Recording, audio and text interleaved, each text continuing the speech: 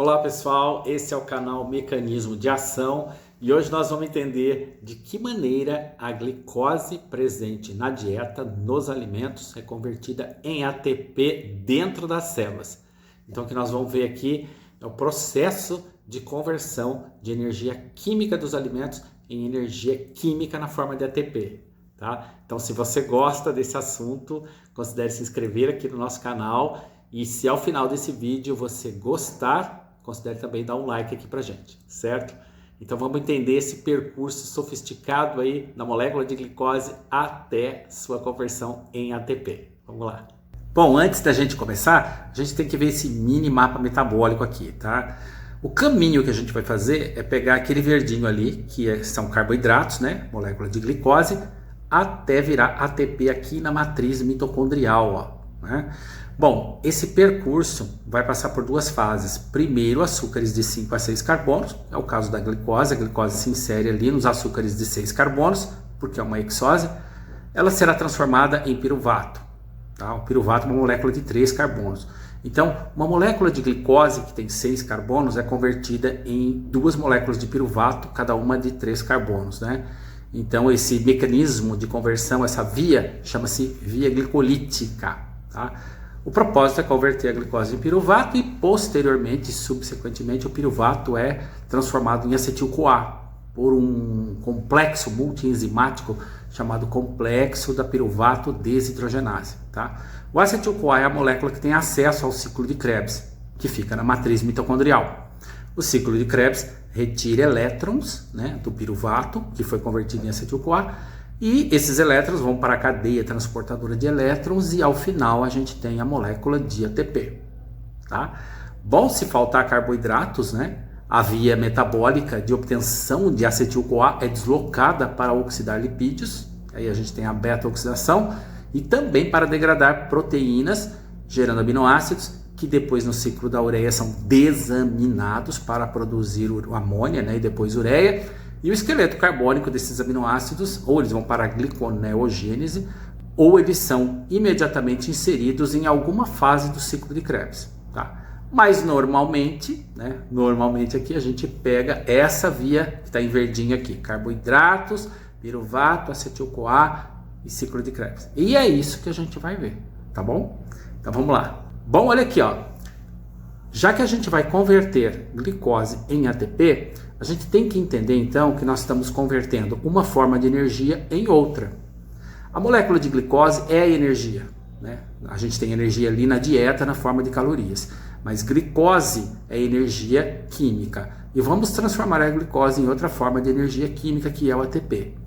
E a física e a química e a bioquímica sabem que quando você converte uma forma de energia em outra, aparece uma energia entrópica, uma energia que já não é mais capaz de realizar trabalho.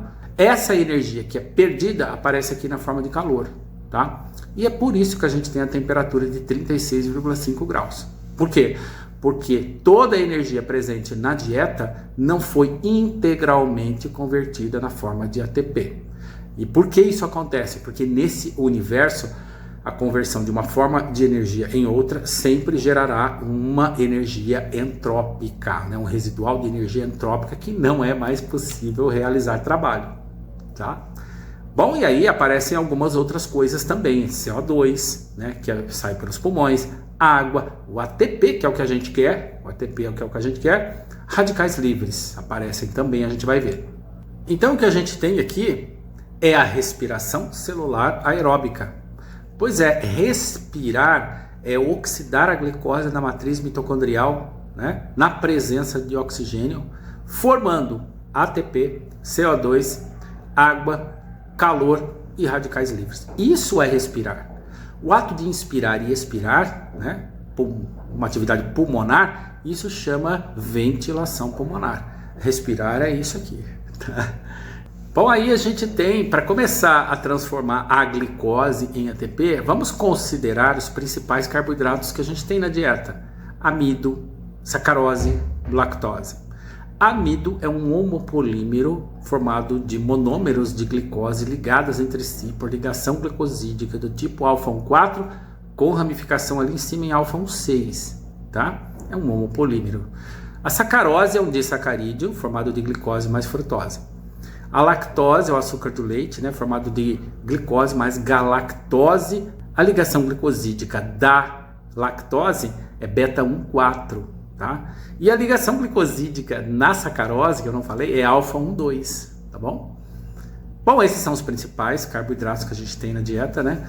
Mas vamos considerar que na nossa dieta aqui, né, essa fonte de carboidrato será o amido, tá bom? Tá, mas o que a gente vai comer para transformar esse amido em ATP? Vamos comer uma pizza e nós vamos pegar o amido que tem na massa. E o amido é essa molécula aqui, tá? Como a gente já viu, né, ele é formado por ligações glicosídicas alfa-1,4 com ramificação em alfa-1,6. O passo 1, então, envolve a mastigação. Mastigar o amido e expor o amido à alfa-amilase salivar. Então, a gente mastiga, sobretudo, por meio dos dentes molares e pré-molares, cuja função é macerar. E a gente vai quebrando os grãos de amido e expondo a molécula do amido à alfa-amilase salivar, que cliva ligações glicosídicas alfa-1,4. Feito? Daí a gente deglute. O que acontece com o amido no estômago? Nada, porque o estômago não tem nenhuma enzima capaz de continuar a degradação do amido. O estômago só tem uma enzima, que é a pepsina. Só uma enzima, a pepsina, e ela degrada proteínas. Ali a gente tem um quadro, né, um panorama das enzimas pancreáticas e das enzimas presentes na borda em escova também, né, ali no intestino delgado. Então você veja que a gente precisa agora da alfa-amilase pancreática. É a alfa-amilase pancreática que vai continuar a digestão do amido, tá? Mas isso vai acontecer no duodeno. Então nada acontece com o amido no estômago. Pois é, esse é o passo 2. A gente está aqui na borda em escova, tá? A borda em escova são aquelas microvilosidades que existem lá no enterócito, tá? Na membrana apical do enterócito, ali a borda em escova, tá? Então aqui a gente vê, olha ali o amido, né? Aqui começamos a digerir o amido ali na boca, vê ali a alfa-amilase salivar. Ele foi convertido em uma molécula menor que a gente chama de destrina limite, tá? Então um polissacarídeo foi convertido em um oligosacarídeo, que é a destrina. Agora, olha que interessante. A destrina então foi digerida pela alfa-amilase pancreática e virou maltose, um açúcar menor ainda. E agora, a maltose, que é um disacarídeo, será digerida pelas enzimas presentes na borda em escova, pela maltase. Aí você tem a formação de glicose mais glicose, tá? Muito bem. E se fosse a lactose presente na dieta? Se fosse a lactose, você teria a beta-lactase, a enzima presente na borda em escova que digere a lactose. Inclusive, né, a intolerância à lactose está relacionada com a ausência ou a diminuição dessa enzima ali nas microvilosidades intestinais, tá? E gera alguns desconfortos, a gente vai falar disso em outro momento. Muito bem, e a sacarose? A sacarose é convertida em glicose mais frutose pela sacarase. Agora olhe que interessante, você está vendo essa bolinha vermelha aí? Essa bolinha vermelha é um transportador que existe ali na membrana apical dos enterócitos, ou seja, na borda em escova, chamado SGLT1. Ele absorve glicose ou galactose na codependência do sódio. Então ele pega uma molécula de glicose ou uma de galactose e 2 íons sódio e joga para dentro do enterócito. Esse é o SGLT1, um transportador que é esse aqui, ó, que fica bem aqui, tem 14 alfa-hélices transmembrânicas, né? Ele tem um sítio de glicosilação ali no meio extracelular, em uma alça transmembranária, é um transportador bastante sofisticado e ele faz isso. Ele transporta glicose ou galactose na codependência do sódio. Agora olha que interessante, ó. Aí você tem essa bolinha verde aqui na membrana basolateral dos enterócitos. Depois que esses açúcares entraram no interior do enterócito, né, a gente tem o transporte desses açúcares para o plasma. E quem faz esse transporte? Essa bolinha verde é o GLUT2. O GLUT2 é um transportador de glicose ou galactose, né, e até frutose para o plasma, tá? A gente tem um trabalho que fala sobre os transportadores de membrana de açúcares, né, GLUTs e SGLT1 também. Então vou deixar aqui esse livro, né, que eu mesmo escrevi, que trata dos transportadores de membrana, da topologia dos transportadores. É um negócio muito legal. Agora olha que interessante. Você está vendo ali aquela bolinha azul? Aquela bolinha azul é o GLUT5. Pois é, o GLUT5 ele é específico para a frutose. A frutose é a suprema. A frutose ela tem um transportador só para ela. Você vê que o SGLT1 ele transporta a glicose, a lactose, mas a frutose tem um transportador somente para ela, que é o GLUT5.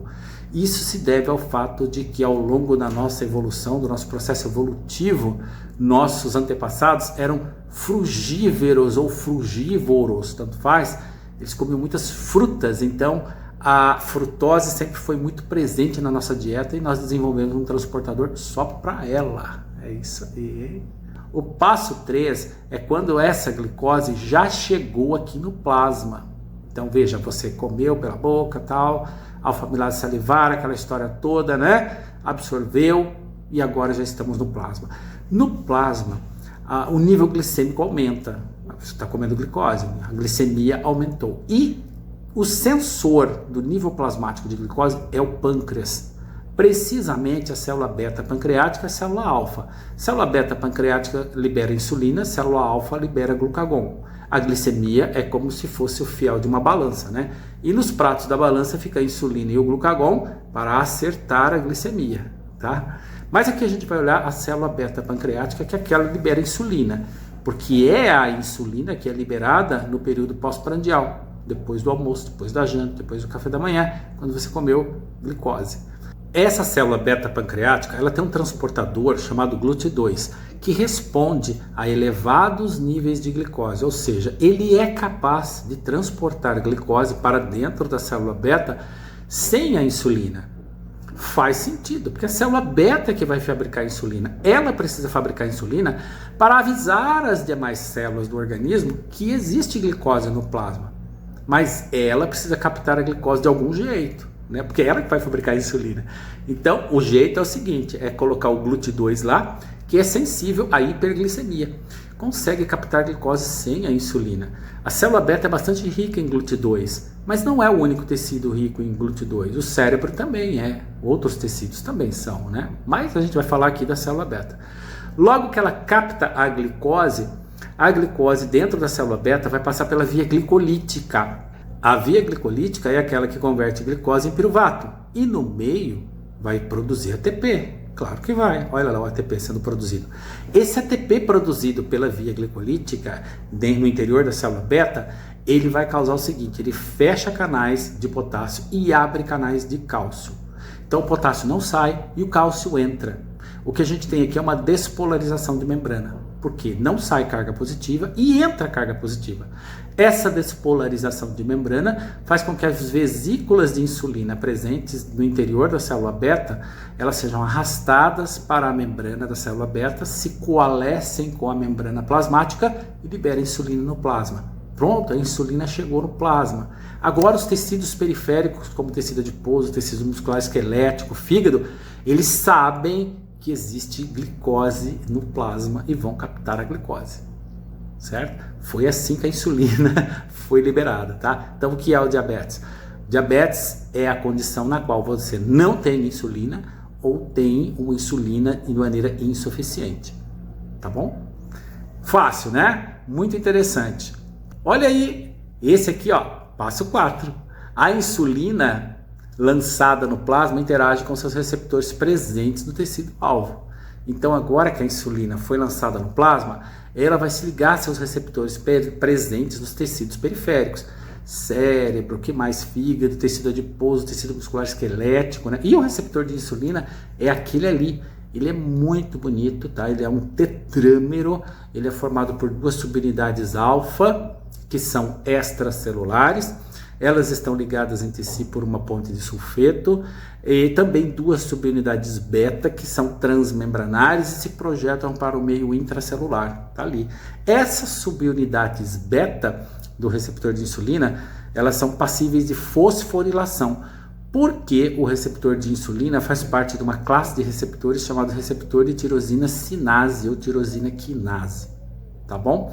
E aí, logo que a insulina se liga no receptor presente nos tecidos periféricos, o receptor de insulina ele desencadeia uma resposta intracelular que leva à formação desse IRS1, que a gente vai tratar muito melhor dele quando for falar do hormônio insulina, mas essa resposta celular culmina com o ancoramento de transportadores de glicose na membrana das células-alvo.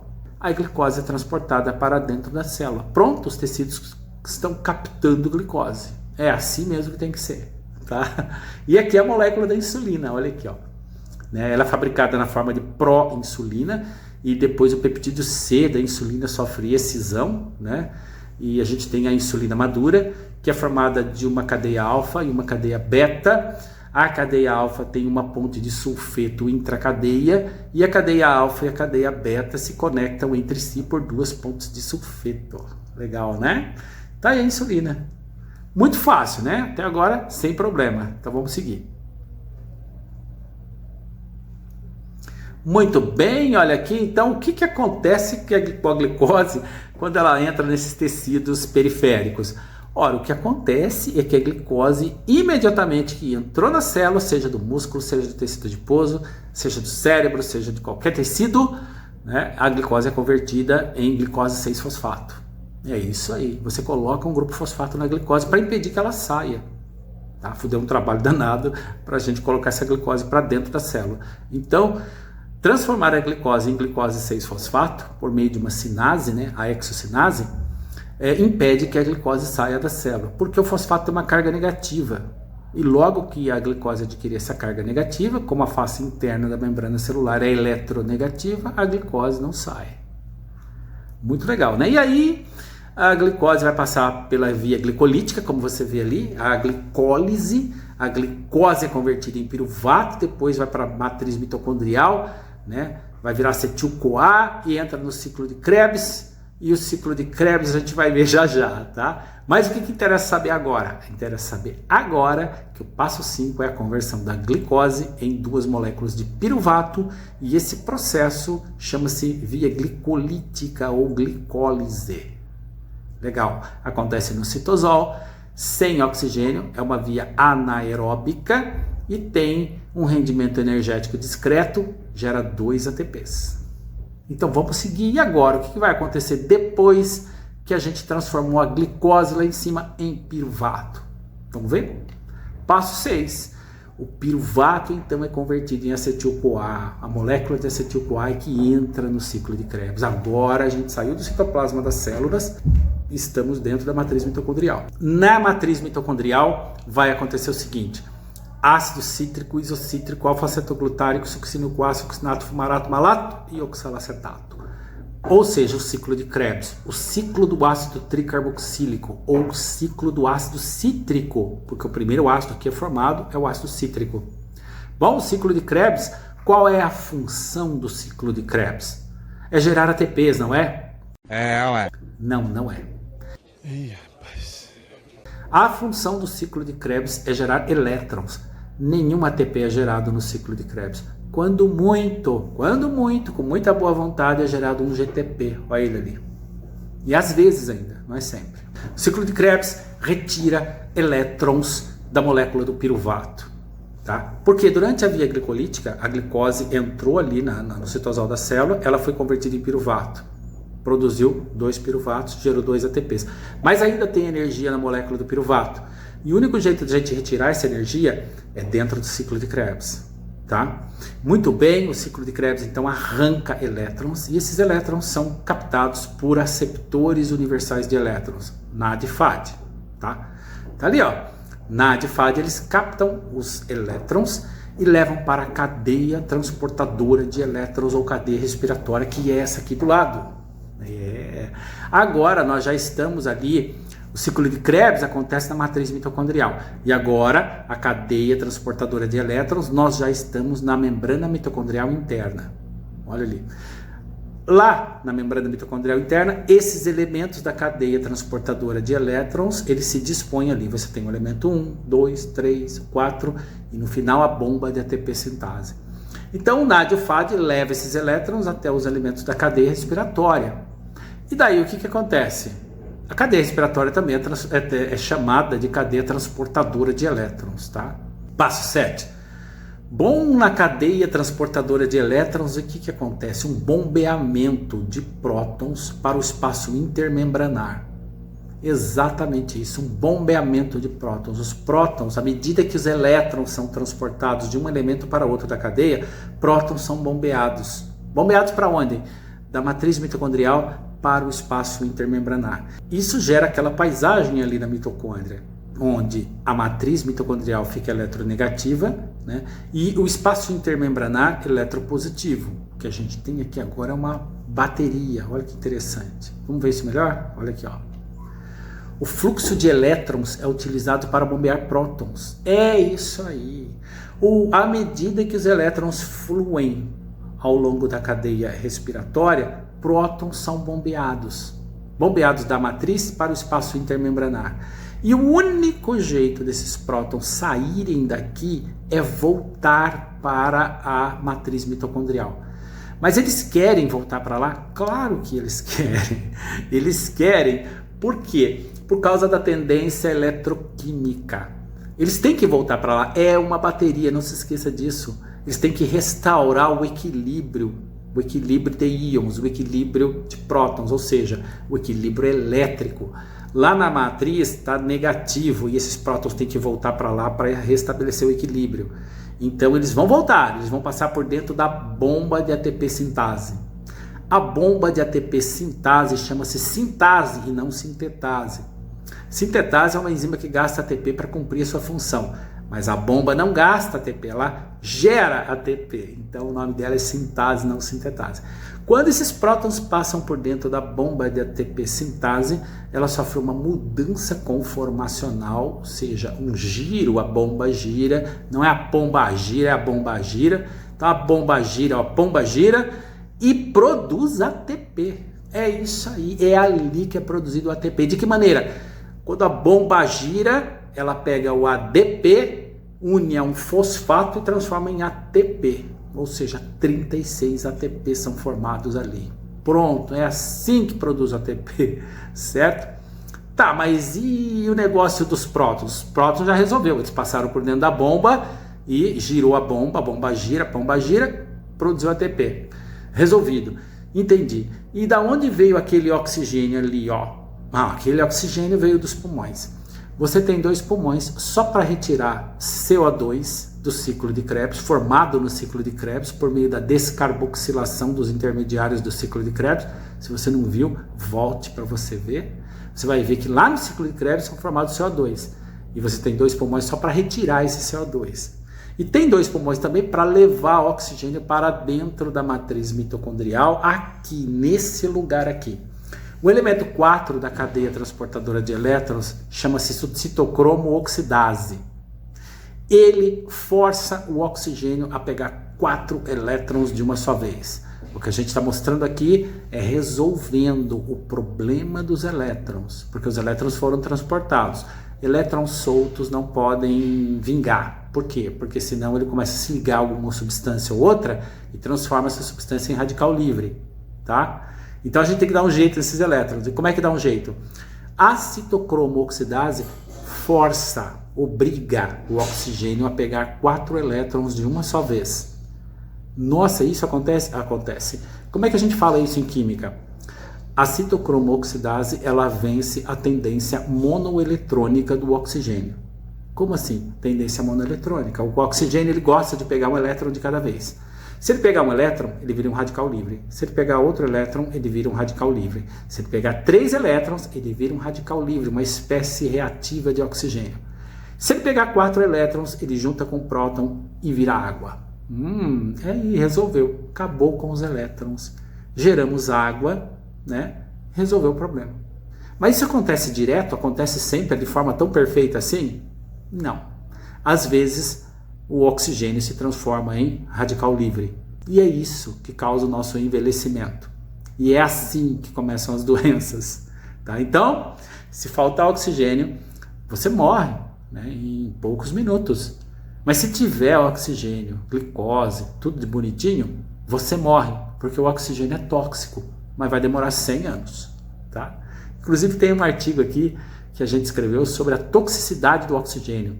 É legal, tá? Dá para ler. Eu vou deixar aqui, vocês vão poder ler e vão poder entender como o oxigênio é tóxico. Pronto, resolveu tudo, né? Então vamos ver o que acontece agora. Olha aí, agora sim. Passo 8. Concluiu a respiração. Agora a gente já entende que a glicose mais o oxigênio foi oxidado na matriz mitocondrial para produzir CO2, água, ATP, calor, é por isso que a gente é quente, né? E radicais livres, que é o que vai matar a gente aí, né? Bom, e daí? O que acontece agora? O CO2 e a água são captados pelas plantas. Exatamente. O CO2 e a água são captados pelas plantas, né? E por meio da energia do sol, são convertidos em glicose. Forma glicose de novo. A glicose é polimerizada na forma de amido, forma um grão de amido de arroz, né? Você cultiva o arroz, colhe, cozinha, come e começa tudo de novo. Feito? Legal, né?